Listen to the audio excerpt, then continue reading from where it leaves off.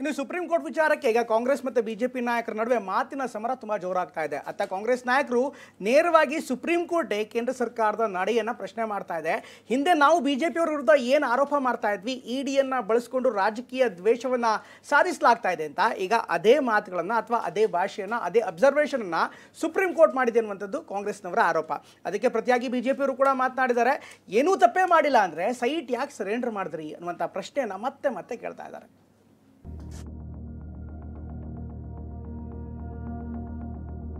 ಯಾಕೆ ಬಿಜೆಪಿ ಮೇಲೆ ಒಬ್ಬರ ಮೇಲೆ ಕೇಸ್ ಇಲ್ಲ? ಕ್ಲಾಸ್ ಪೊಲಿಟಿಕ್ಸ್ ಇದೆಯಲ್ಲ, ಅದನ್ನ ಬಿಡಬೇಕು. ಸರ್ವೋಚ್ಚ ನ್ಯಾಯಾಲಯ ಹೇಳಿರುವಂತದ್ದೇನಿದೆಯಲ್ಲ, ಇಡೀ ದೇಶಕ್ಕೆ ಅನ್ವಯ ಆಗುತ್ತೆ. ತಪ್ಪು ಮಾಡಿಲ್ಲ ಅಂದ್ರೆ ಸೈಟ್ ಯಾಕೆ ವಾಪಸ್ ಕೊಟ್ಟರು? ಹಂಗಾರೆ ವಾಪಸ್ ತಗೊಂಡ್ಬಿಡಿ. ಇದರಲ್ಲಿ ಸತ್ಯ ಇದೆ, ಅವರು ಅಪರಾಧಿಯೇ ಅಪರಾಧಿಯೇ ಅಪರಾಧ.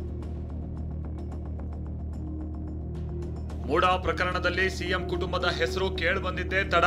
ರಾಜ್ಯ ರಾಜಕಾರಣ ತಲ್ಲಣಗೊಂಡಿತ್ತು. ವಿಪಕ್ಷ ನಾಯಕರು ನಾ ಮುಂದು ತಾ ಮುಂದು ಅಂತ ಸಿದ್ದರಾಮಯ್ಯ ರಾಜೀನಾಮೆಗೆ ಆಗ್ರಹಿಸಿದ್ರು. ಆದ್ರೆ ಇದಕ್ಕೆಲ್ಲ ಗುರಾಣಿ ಹಿಡಿದಿದ್ದ ಕೈಪಡೆ ನಮ್ ಸಿಎಂ ತಪ್ಪೇ ಮಾಡಿಲ್ಲ ಅಂತಿತ್ತು. ಈ ನಡುವೆ ಇಡಿ ಎಂಟ್ರಿ ಕೊಟ್ಟಿತ್ತು. ಇದನ್ನ ಹಿಡಿದ ಕಾಂಗ್ರೆಸ್ ನಾಯಕರು ತನಿಖಾ ಸಂಸ್ಥೆಗಳ ದುರ್ಬಳಕೆ ಅಂತಿತ್ತು.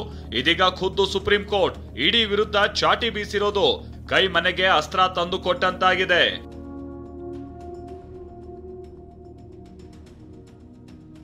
ಇಡಿ ದುರ್ಬಳಕೆ ಅಂತ ಆರೋಪ ಮಾಡ್ತಾ ಇದ್ದ ಕೈಗೆ ಬಲ ಬಂದಂತಾಗಿದೆ. ಈ ಬಗ್ಗೆ ಪ್ರಶ್ನೆ ಎತ್ತಿರೋ ಡಿಸಿಎಂ ಡಿಕೆ ಶಿವಕುಮಾರ್ ಬಿಜೆಪಿಯವರ ಮೇಲೆ ಕೇಸ್ ಯಾಕಿಲ್ಲ ಅಂತ ಪ್ರಶ್ನಿಸಿದ್ದಾರೆ. ಉಳಿದ ಸಚಿವರು ಸಿಎಂ ಮೇಲೆ ಆರೋಪ ಮಾಡಿದ ಬಿಜೆಪಿ ಜೆಡಿಎಸ್ ನಾಯಕರ ಕ್ಷಮೆಯಾಚನೆಗೆ ಆಗ್ರಹಿಸಿದ್ದಾರೆ. ಯಾಕೆ ಬಿಜೆಪಿಯವ್ರ ಮೇಲೆ ಒಬ್ಬರ ಮೇಲೆ ಕೇಸ್ ಇಲ್ಲ? ದಳದವ್ರ ಮೇಲೆ ಒಂದು ಕೇಸ್ ಇಲ್ಲ. ಅವರೆಲ್ಲ ಬರೀ ರಾಹುಲ್ ಗಾಂಧಿ ಅವ್ರ ಮೇಲೆ, ಸೋನಿಯಾ ಗಾಂಧಿ ಮೇಲೆ, ನಮ್ಮ ಪಾರ್ಟಿಯವ್ರ ಮೇಲೆ. ಈ ಬಿಜೆಪಿಯವರು ಜೆಡಿಎಸ್ ಅವರು ಈ ಕ್ಷುಲ್ಲಕವಾದ ಈ ಕ್ಲಾಸ್ಲೆಸ್ ಪೊಲಿಟಿಕ್ಸ್ ಇದೆಯಲ್ಲ, ಅದನ್ನ ಬಿಡಬೇಕು. ಅದನ್ನು ಮಾನ್ಯ ನ್ಯಾಯಾಧೀಶರು ಹೇಳಿದ್ದಾರೆ. ನಿಮ್ದೇನಾದರೂ ಇದ್ರೆ ಎಲೆಕ್ಷನ್ಸ್ ಅಲ್ಲಿ ತೋರಿಸಿ ಈ ವೇದಿಕೆಯನ್ನು ನೀವು ಬಳಸ್ಕೋಬೇಡಿ ಅಂತ ಹೇಳಿದೆ. ಈ ಮಾತು ಭಾಳ ದೇಶಕ್ಕೆ ಅನ್ವಯ ಆಗುತ್ತೆ. ಈ ಪ್ರಕರಣದಲ್ಲಿ ಸರ್ವೋಚ್ಚ ನ್ಯಾಯಾಲಯ ಹೇಳಿರುವಂಥದ್ದೇನಿದೆಯಲ್ಲ, ಇಡೀ ದೇಶಕ್ಕೆ ಅನ್ವಯ ಆಗುತ್ತೆ.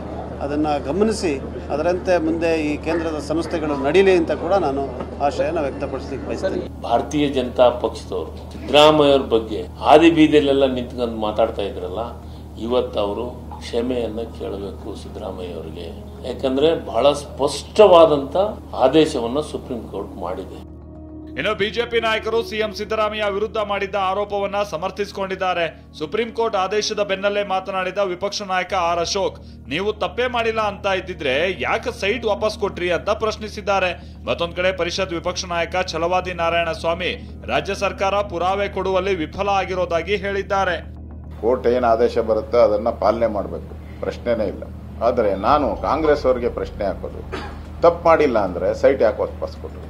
ಹಂಗಾರೆ ವಾಪಸ್ ತಗೊಂಬಿಡಿ. ಈಗ ಪುರಾವೆಗಳನ್ನ ಒದಗಿಸುವಲ್ಲಿ ಫೇಲ್ ಆಗಿದೆ. ಫೇಲ್ಗೆ ಕಾರಣ ಯಾರು? ಸರ್ಕಾರವೇ ಕಾರಣ. ಆದ್ರಿಂದಾಗಿ ಅವ್ರನ್ನ ರಕ್ಷಣೆ ಮಾಡೋದು ಒಂದೇ ಇತ್ತು. ಇದರಲ್ಲಿ ಸತ್ಯ ಇದೆ, ಅವರು ಅಪರಾಧಿಯೇ ಅಪರಾಧಿಯೇ ಅಪರಾಧಿ. ಮೂಡಾ ಪ್ರಕರಣದ ಸುತ್ತ ರಾಜಕೀಯ ಚದುರಂಗದಾಟ ನಡೀತಾ ಇದೆ. ಇಡಿ ವಿರುದ್ಧ ಸುಪ್ರೀಂ ಬೀಸಿರುವಂತ ಚಾಟಿಯನ್ನೇ ಕೈಪಾಳೆಯ ದಾಳವಾಗಿ ಉರುಳಿಸ್ತಾ ಇದೆ. ಆದ್ರೆ ಬಿಜೆಪಿ ನಾಯಕರುಗಳು ಮಾತ್ರ ರಾಜ್ಯ ಸರ್ಕಾರದ ವಿರುದ್ಧ ಸಾಕ್ಷ್ಯ ನಾಶ ಮಾಡಿರೋ ಆರೋಪ ಮಾಡ್ತಿದ್ದಾರೆ. ಪ್ರಸನ್ನ ಗಾಂವ್ಕರ್ ಜೊತೆ ಕಿರಣ್ ಹನಿಯಡ್ಕ, ಟಿವಿ9 ಬೆಂಗಳೂರು.